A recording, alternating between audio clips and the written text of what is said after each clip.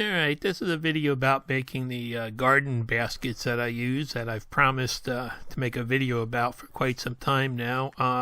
They're the old ones that I made years ago that I've been using for, picking baskets and carrying things around. And I made a half bushel one and a couple of smaller ones. And last summer I had picked up another roll of the wire to make some more, and I never got around to it. So I figure, this is a good time to do it before the gardening season starts. So I needed some thinner wood, and I had some of this 11-inch wide ash laying around. I decided I was going to try and resaw it, and I couldn't resaw it. My bandsaw just doesn't have enough power when you get into the ash and the hardwoods like that. It just slows down and the blade wanders. So I took another piece of it, and I just decided to plane it down from 5/4 to about 0.69 thick I went with, and there it is there. And that one board planing it down, that made a whole canful of shavings. It's pretty amazing how many shavings you get.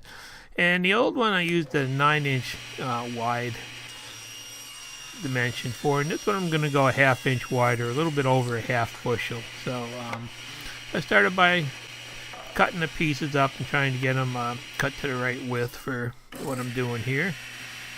And then I needed 2 blanks to cut the 2 sides out of, so I cut them to size. And I'm really enjoying this Incrajig since I put this Kreg fence on it. You can see how nice the stop works and how easy it is to set and everything. And those little hold downs really hold it nice. So I got the 2 pieces cut to size now. And then it's time to start drawing the outline on them. First I took them and I actually put them together with double-sided tape. Whenever you're going to make 2 identical pieces, it's easiest to cut one and do the other with double-sided tape. I should have really just made a router template and used that for both of them, but I figured I was just going to do this all by hand. And then I started marking out the outside of it, and then I had to mark the location of the holes for the handle to go through. Okay, there it is. I'm sticking it together with the tape. And now I'm just going to start cutting them out. And there's some radiuses on there. I can't really cut tight radius with a bandsaw, so I figured I'd drill them to start out with and, make it a lot easier in the long run. And with those hole saws, you have to take the blanks out when you're trying to go through 2 pieces. And then I just went over to the bandsaw and I started cutting away the most of it. And I stayed shy of the line so I could go back and sand it later. And I got a pretty big blade on there, so I can't do a tight radius. So that doesn't really matter anyway. I got the sanders. So there's the shape, and this time I decided to make the handle integrated in the sides. I'll show you a little better later what I'm talking about. And then it's over to this oscillating belt sander to get that radius, and then I'm going to, just use this spindle sander to clean up the inside areas, and use a real thin putty knife to pry them apart, and there's the 2 ends of it. So as you can see, it's a pretty simple to make parts. You could even cut them with a hand jigsaw if you had to, and just buy surfaced 4-sides lumber to start with. And then I had picked up this fencing last summer, and it's not as good as the original one I had gotten years ago to make the first baskets. That one had a really smooth nylon coating on it. This one has some kind of a nylon coating on it, but it's a little bit rough, so I'm not sure if it'll hold dirt, but it's all they had, so I decided to, buy it. So I'm just going to try to roll it out without damaging it. You really want to make sure everything just, stays nice and flat, no kinks or anything. And I'm going to cut it a little bit oversized for what I need right now. And a pair of diagonal cutters just cut through this stuff like butter. It's really fairly soft to cut. And this, like I said, is actually oversized from the final piece. So I just cut the piece, and there you can see it's kind of starting to look like a basket already. And luckily I found this 2-foot wide hardware cloth that's coated. It's welded up nice and square and everything. If it wasn't square, you could run into problems later, but this stuff's pretty good. So now it's over to give the two ends a good sanding. I decided to sand them and put 2 coats of polyurethane on them, sanding between the coats, and let that dry before I put on the wire. So there they are, all dry. A little while later, and time to set up and try to get the shape and everything there. So the uprights I actually clamped to a board there to make sure that they're both perfectly parallel to each other. And then I started by centering the wire on the actual form there, and just kind of putting one staple in to hold it while I went back and aligned everything. And then I just started working off to both sides. I want to stretch the wire really tight, make sure there's no lumps or anything in it.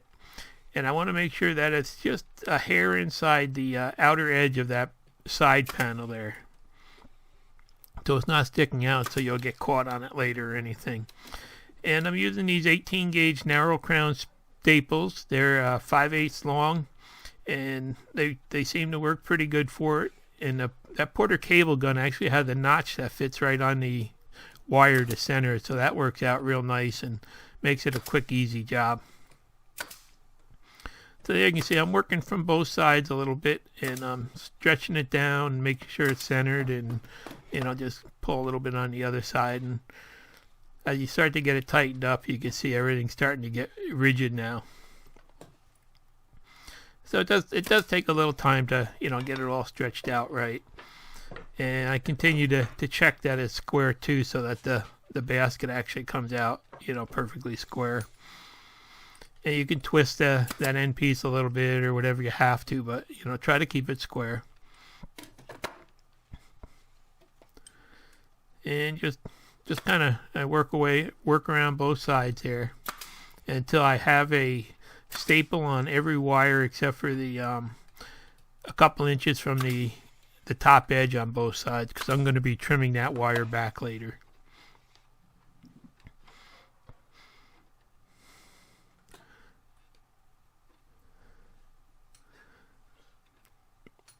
So you can see you got to move it around and stuff to get it, and eventually it's all stapled on that one side there. And then it's time to go back and start the second side and do that the exact same thing, and try to make sure you've got it, the edge and everything else even going around there, and pull out all the any deformities in it while you're going, a little bit at a time. That's about the worst part of the making the whole basket. But when you get done there, you've got a fairly rigid basket there already, to start out with. And even though it's a fairly soft wire, it will hold quite a bit. And then I'm going to start making the rails for connecting the two sides. So I just had another piece of ash that I was going to cut down the sides and then just trim it down so it'll fit on the joiner under 8 inches wide there, and then just flatten it on one side, and then go back and plane it down to the 3/4 inch thick that I need. So like I said, a lot of people say, well, I don't have the machinery you do to get the boards flat. Well, I say just buy surface 4-size lumber, and you don't have to do that. So then I'm just gonna rip up the strips that go between them, and you can see there I'm putting a saw kerf in that one that's about halfway through it, and what it's going to do is the wire actually just barely fits in that kerf nice and tight, and this is where I have to trim back those top 2 pieces there, and I have to make sure that that groove is going to be deep enough to go past the end of the wire so I can retain it later with some pin nails. So all I did to put that groove in, it was a lot narrower groove required than my saw blade, so I put a 7 1/4 inch carbide tip blade that gave me, I think it was about 0.070 groove, and I just put that on the saw and ripped it up. And now before I cut these to length, I'm going to go in there and see I've got a clamp to stretch it to get all the bowing and warpage out of it so that these pieces will actually hold it nice and tight. And there's the actual blade that I had to use to cut those grooves so the fence would fit right. And now I got to put my other Manor blade on. But a couple days ago I hit a drywall screw with it, or a Craig screw with it, and I damaged one of the teeth, so it looks like that's why I'm getting some burning and stuff now. It looks like I've got to find somebody to put a new tooth on it, or just buy a new blade for now. I don't know. And then it's time to, cut those strips to length. For once I've got a stretch out there, I'm able to mark them all, so I know the dimension on them. And if you got the wire on right, they should all come out the same. And then I'm going to take the dado blade and just cut back to that first edge of that slot like that. So actually, you can see how when it goes together, the ash will mate, and then the wire will be down below it. You can see that having that stop there so it goes to the right hand side of the blade really is a big help when you're cutting dados and stuff like that. That's one of the reasons why I really like this. And you can see I put a safety guard over the blade area too, just to be a little safer. So there's what the ends look like on those blocks, and they have to slide down, and the wire fits very tightly into them. And that can be a problem because there's some little warping and stuff. You have to work your way along the slot to get them to all go in. And once I'm sure everything's going to go together and fit, I'm just going to go back and put a little chamfer on each edge of them, just to break it a little bit so you don't have sharp edges there. And one thing I did find out with this router table, after using it for a while, I have to lock the Z-Travel on the lift there. And then my power went out. It was dark. We lost power for about 6 hours. It's back on here, but we had 60-mile-an-hour winds, and I guess they took out some wire somewhere. And now I'm drilling some holes here to just for the screws that hold it together, and then just putting a couple little chamfers on the ends there. That I didn't know how big the counter sinks were going to be, so I left them off till last. Then it's just kind of time to do the final fitting and make sure everything's good and snug. I tried to keep it tight like that. It's going to be tough to get in, but that way the wire will be tensioned and it'll make it a stronger basket when you're done. So you got to fight with them a little bit to get them in there, and it's like a perfect fit in the groove, but there it is. Basically slide right in there, and it's all ready to just throw a little bit of finish on the all the pieces there that are going to be put on next. And then I've got the cross pieces for the bottom. I'm going every third of the way around there, and they really do help stiffen it up so you can drop big heavy things in there and not bend the wire. So I'm just cutting them the exact length that I need. And you actually could make these even a little bigger than what I make and use them for feet if you don't want to put the feet off the side like I did too. But this is the way I decided to make it. And, it's just an idea. It can be modified in so many ways to make different types of baskets and stuff. And then I went back and put chamfers on all the edges here. And I'm putting 2 coats of the polyacrylic on them with sanding between it. And once that's dry, it's time to start putting them together. And again, I'm putting that clamp in there just to tension the wire out there while I'm putting these on. And you got to wiggle them and play with the wire, because the wire is not perfect. But once you get it in there, it does fit nice and tight. And there you can see how it locks right in there.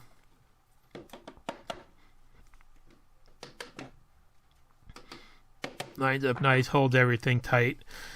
And I'm just going to drill a pilot hole for this screw. I've got some flathead screws that I had laying around that I'm using. And screw size doesn't really matter. Just, pick something that'll work for size materials that you're using. And I got one exposed screw on each end of their countersunk. And they don't look that bad. I thought about, drilling them and plugging them and stuff, but I guess for an outdoor basket like this, doesn't really matter. Something showing.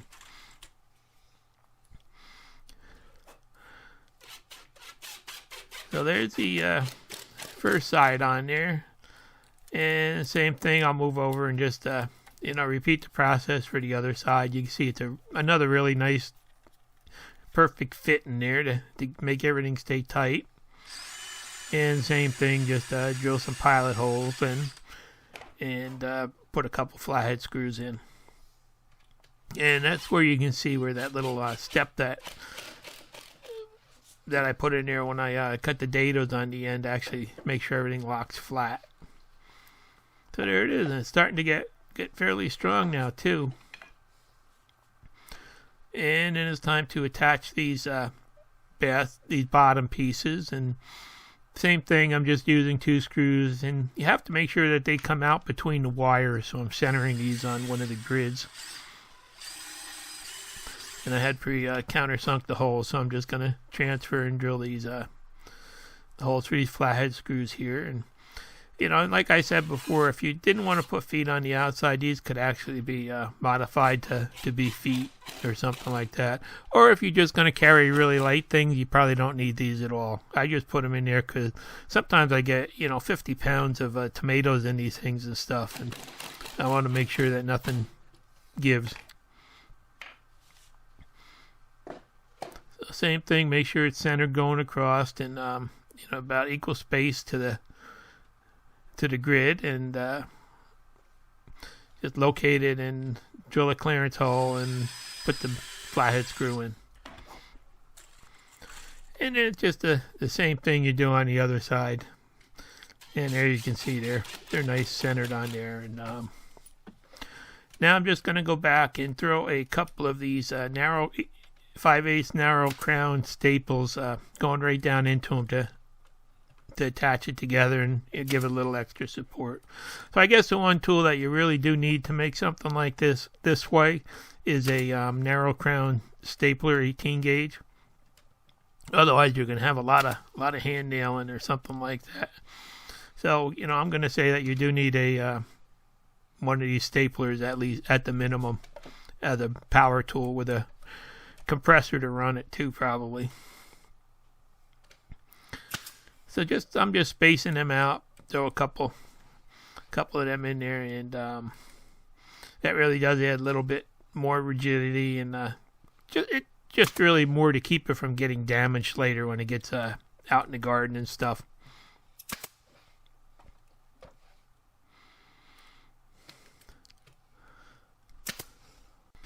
And with us just kind of staying at home lately and not going out, I couldn't get the Home Depot to buy the dowel that I needed, and so I ordered them on Amazon. I ordered a 5-pack of dowels on Amazon, and I have never ever seen dowels that were warped so bad in my life.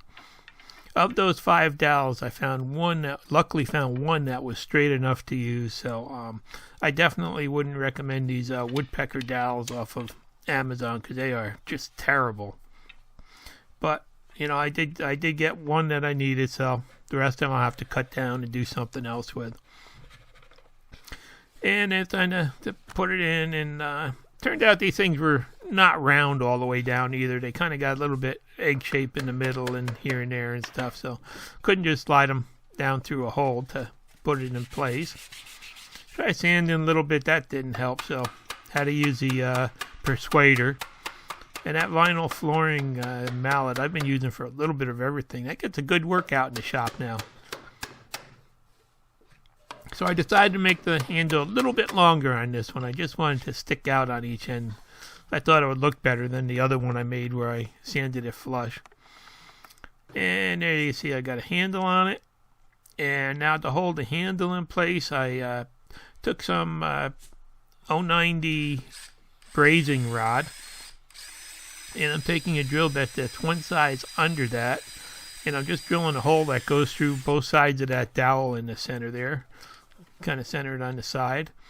And then I'm going to take a piece of this brazing rod and just cut it to the length of the drill bit went down in there. And you can just use a pair of cutting pliers. It's soft brass for the most part. And then I'm just going to use that for a pin to keep the handle from coming out.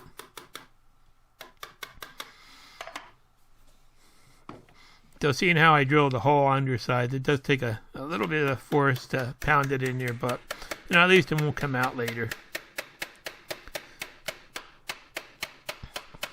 So I just pound that in until it's flush and then go back and do the exact same thing on the other side there. Then I just sanded that and put a couple coats of polyurethane on that, all the exposed surfaces also. And next it's time to put the leather over the staples there, and all I do is I save old belts that don't fit me anymore, I don't use anymore, and I use them to cut them up for strips of leather and just a utility knife. And I've got a piece of the actual thickness of the wood that I wanted to match. So there it is. I cut a couple of strips, and I actually put double-sided tape down on that piece of plywood just to hold it straight while I was cutting it. And then I'm just going to go back and cut little pieces to fit between all the pieces of wood there, you can see. And I mean, you don't really have to do this, but I think it looks kind of cool to hide the staples and, add a little bit of different texture to the project. So I cut the strips to fit, and then I got to drill some little holes. The only drill that I had that would tighten over a small, really tiny drill was this little Harbor Freight right angle one. It's amazing how that's got a chuck that'll go down to 0, while all the rest of my drills will barely go down to a 1/16. So I just drilled a clearance hole and a little bit smaller than that little pin there, and then I'm just going to stretch it out here and drill another hole on the other side. You see I've got the leather stretched a little bit in there, and then these are little I guess they call them upholstery tacks that I'm putting in there to hold it. They're little decorative brass tack, and I've gotten a ton of these at my dollar store. They always get like clearance stuff like that, and buy a couple packs for $1. So I think you can get them at any kind of a home store though. So I just had to go back through each of the locations, and same thing, just stretch it out with a 2 on the end, and then go back, and I'm putting 5 on each one, equally spaced. And I go back with a little bit of Johnson's paste wax on the cut edge to make it look like the rest of the leather, darken it up a little bit. And I had to set this up on a couple paint cans to be able to tack them in on this side. It's a real easy thing, and it just kind of hide the wire and dress everything up at the same time, so there's no sharp edges or anything. So there it is. That one side's done there, and that's what they are. They call them upholstery nails, and these are like a antique brass one here, and then I've got some other ones that are like a, just plain brass color, and they come in all different patterns and colors. And then I'm adding a separate piece on there for the feet. I decided I wanted it wider than my last baskets I built, because that in the garden can tip over, or on the golf cart it can tip over. So I decided to add a piece on the outside like this. And if it's not wide enough, I could always change it and make another one later that's wider, but I think this should do it. So I took 2 pieces again, and seeing how they're going to be the same, I just took them and double-sided, taped them together.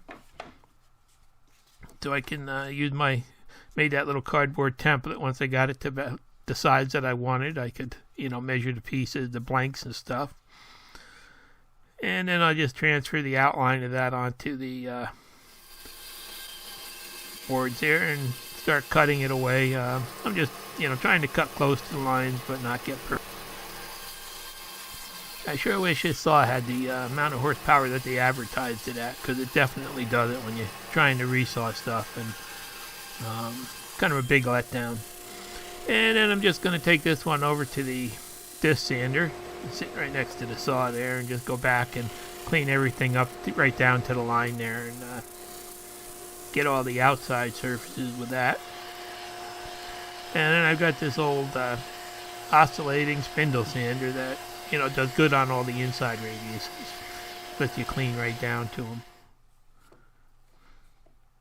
And then a nice sharp thin putty knife right between them and pry them apart, and you've got two identical parts to start with. So that's what my feet are going to look like. And I went back on the one side and the edges, and I put a 2 coats of the polyurethane on there because they'd be hidden later.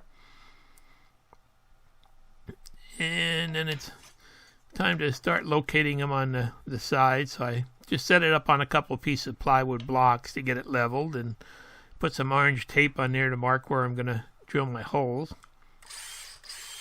And so I'm just drilling a clearance hole, and I'm just going to use the Kreg screws, 1.25" screws to hold these on. I like using masking tape because it's easy to mark on. So now it's time to just get them centered on there the way I want them.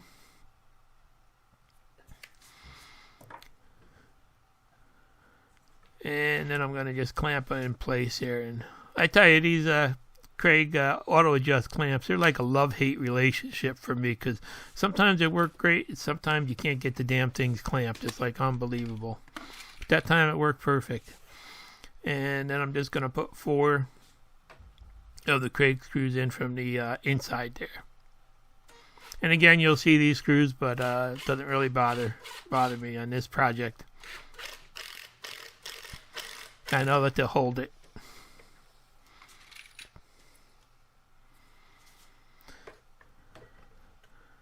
They get into some little angles trying to get in there and stuff, but it's not that bad to get the 2 ends screwed on.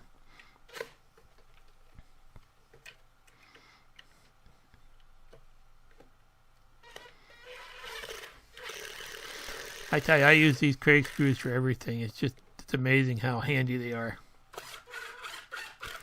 Once I got the outside ones in, I take the clamp off and do the inside ones, and same on the other side. Get all the spacers out of there, and go back and put polyurethane, the polyacrylic on everything that wasn't coated, a couple coats, and then I've got some little nylon feet I'm gonna drill some pilot holes for and tap in there so it doesn't mark anything when I bring it in the house on the counter. And then in the end, I'm just going to take everything. I sanded it with 320, and I'm going to take a 40 steel wool with some of that Johnson's paste wax and just go over everything to seal it up a little bit and make it stay nice a little bit longer.